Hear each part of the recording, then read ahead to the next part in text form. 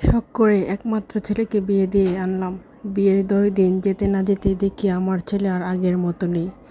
আমার বয়স 45 চলছে। আমি সরকারি চাকরিজীবী ছিলাম। যে ছেলে অফিস থেকে এসে সবার আগে আমাকে খুঁজতো, আজ ওই ছেলে এখন মায়ের খোঁজ না নিয়ে সবার আগে বউকে খোঁজে। সারাক্ষণ বউয়ের সাথে সময় কাটায়, বউকে মুখে তুলে খাইয়ে দেয়, কিন্তু মা খেলো কি না খেলো তার খোঁজও নেয় না। বিয়ের আগে রেস্টুরেন্টে খেতে গেলে আগে মা এবং বোনকে নিয়ে যেত, বলতো মা বন্ধুদের নিয়ে যেতে ভালো লাগে না, তোমরা চলো। কিন্তু এখন আমার সে ছেলে মা বাবাকে বোনকে নিয়ে যাওয়ার তো দূরের কথা, বউকে বাইরে ঘুরতে নিয়ে গেলেও মায়ের অনুমতিটাও নেয় না। বউকে নিয়ে বিয়ের 1 মাস পর হানিমুনে গেল, কিন্তু আমার অনুমতি নেয়নি। সারাদিন বউ বউ করতে ব্যস্ত। ছেলেকে তো আমি পেটে ধরেছি, ছেলের ভালো মন্দ আমি নিশ্চয়ই বউয়ের থেকে ভালো বুঝি। কিন্তু না, সব কিছু এখন বউ ভালো বুঝে। বউ পেয়ে এখন মাকে অপমান করে। আমার ছেলে কখনো বেগুন খেত না, বেগুন রান্না করলে রাগে খাবার খেত না।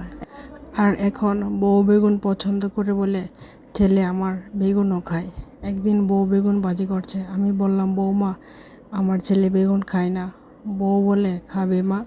আমি বললাম খাবে না, খায় না। ছেলে এসে সে বেগুন খেলো তো খেলো, উল্টো কত প্রশংসা তার বউয়ের। ওই দিন অপমান করলো ছেলে আমাকে, বোঝালো মা কিছুই জানে না। বউ পাওয়ার পেয়ে গেল আরও। বিয়ের 4 মাসের মাথায় ছেলে আমাকে বলে মা তুমি কি আমাদের সুখ দেখতে কষ্ট পাও? আমি বললাম না তো, কেন? ছেলে বলে মা তুমি সব সময় তোমার সাথে তোমার বউকে তুলনা করো। কেন করো মা? আমাদের জীবন আমরা যা ইচ্ছে করি, তুমি সব কিছুতেই আগের মতো কেন করো? আমি কি এখনও ছোট মানুষ? আমরা ঘুরতে গেলেও তোমার অনুমতি নিতে হবে। আমি কি খাবো কি না খাবো তাতেও তোমার অনুমতি নিতে হবে। বউ কি রান্না করবে সেটাও কেন তোমার কাছ থেকে অনুমতি নিতে হবে? কেন ওই সংসারটা কি ওর না? এরপর ছেলে আমার তার বউকে নিয়ে আলাদা হয়ে গেছে, আলাদা বাসা। আমি কি করেছি আপনারা বলুন? আমি তো মা। আমি কি ছেলের ক্ষতি চাই? ছেলের বউরা বিয়ে করে এসে মায়ের থেকে ছেলেকে আলাদা করে দেয়। এই কথাগুলো এক আপু লিখেছেন। তো আসলে কি এরকম হয়? আসলে কি ছেলের বউরা এরকম হয়, বা ছেলেরা এমন হয়, না মা এমন হয়? আসলে আমার জানা নাই।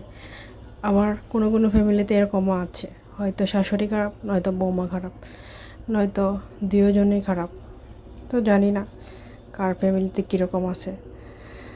তো সব কিছুর জন্য আলহামদুলিল্লাহ। তো আজকে আমি পয়লা বৈশাখ, তো আমরা তেমন কোনো কিছু আয়োজন করিনি আর কি। তো কোনো কিছু আমি কোনো সময় পয়লা বৈশাখ উদযাপন করি না।